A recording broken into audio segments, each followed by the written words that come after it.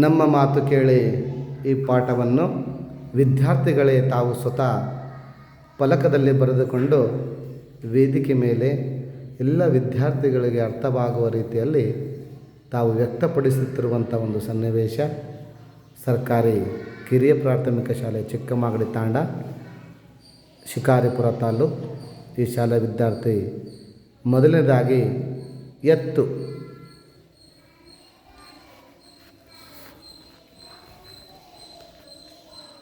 ಎರಡನೇದಾಗಿ ಜಿಂಕೆ,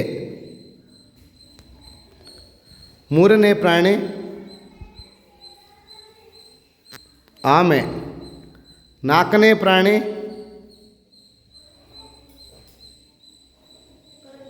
ಕರಡಿ, ಐದನೇ ಪ್ರಾಣಿ ನಾಯಿ, ಆರನೇ ಪ್ರಾಣಿ ಮಂಗ,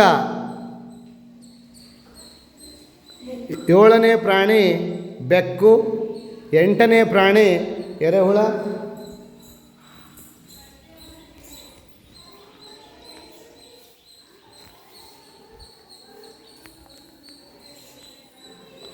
ಬಹಳ ಚೆನ್ನಾಗಿ ವಿದ್ಯಾರ್ಥಿಗಳು ಫಲಕದಲ್ಲಿ ಬರೆದುಕೊಂಡು ಬಂದಿದ್ದಾರೆ. ಬಹಳ ಅಚ್ಚುಕಟ್ಟಾಗಿ ಫಲಕದಲ್ಲಿ ಬರೆದುಕೊಂಡು ಈ ವಿದ್ಯಾರ್ಥಿಗಳು ಆ ಪ್ರಾಣಿಗಳ ನೋವನ್ನು ವ್ಯಕ್ತಪಡಿಸ್ತಿದ್ದಾರೆ.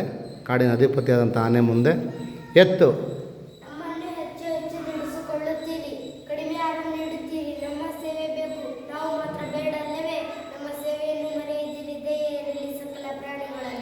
ಜಿಂಕೆ, ನಮ್ಮ ಬದುಕಿನ ಆಧಾರ ತಾಳ ಕಾಡುವುದನ್ನು ನಾಶ ಮಾಡುತ್ತಿದ್ದೀರಿ. ನಮಗೆ ತಿನ್ನಲು ಹುಲ್ಲಿಲ್ಲ, ಮಲಗಲು ಮರದ ನೆರಳಿಲ್ಲ.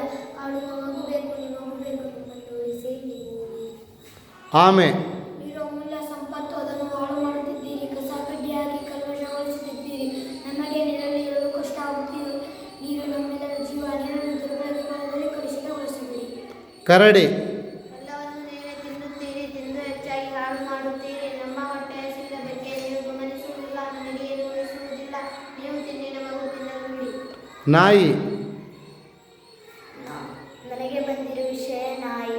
ನಾವು ನಡೆದಾಡಬೇಕು, ನಾವು ಓಡಾಡಬೇಕು, ನಮಗೂ ದಾರಿ ಬೇಕು. ಹಾದಿ ಬೀದಿಗಳಲ್ಲಿ ನಿಮ್ಮ ವಾಹನಗಳೇ ತಿರುಗುತ್ತದೆ. ಮೈ ಮೇಲೆ ಎಚ್ಚರವಿಲ್ಲದಂತೆ ಸಾಗುತ್ತೀರಿ, ಇತರರಿಗೂ ತೊಂದರೆ ಕೊಡುತ್ತೀರಿ. ಸರಿಯಾಗಿ ಚಲಿಸಿ. ಮಂಗ, ನಮಗೂ ಶಾಂತಿ ನಮಗೆ ಬೇಕು. ನೋವಿನಲ್ಲಿ ನೆಲಗಲು ಪಟಾಕಿ ಸಿಡಿಸುತ್ತೀರಿ. ನಮ್ಮನ್ನು ಓಡಿಸುವುದಕ್ಕೆ ಮದ್ದು ಗುಂಡುಗಳನ್ನು ಹಾರಿಸುತ್ತೀರಿ. ನಮ್ಮ ಹೃದಯವು ಸಿಡಿದು ಹೋದಂತೆ ಆಗುತ್ತದೆ.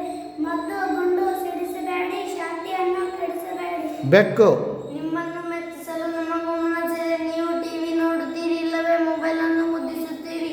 ಆದರೆ ನಿಮ್ಮ ಪಕ್ಕದಲ್ಲೇ ಇರುವ ನಮ್ಮನ್ನು ಕಣ್ಣೆತ್ತಿ ನೋಡುವುದಿಲ್ಲ. ಈ ಉಪೇಕ್ಷೆ ಬೇಡ, ನಾವು ನಿಮ್ಮೊಂದಿಗಿದ್ದೇವೆ, ನಮ್ಮನ್ನು ಮುದ್ದಿಸಿ. ಎರೆಹುಳ,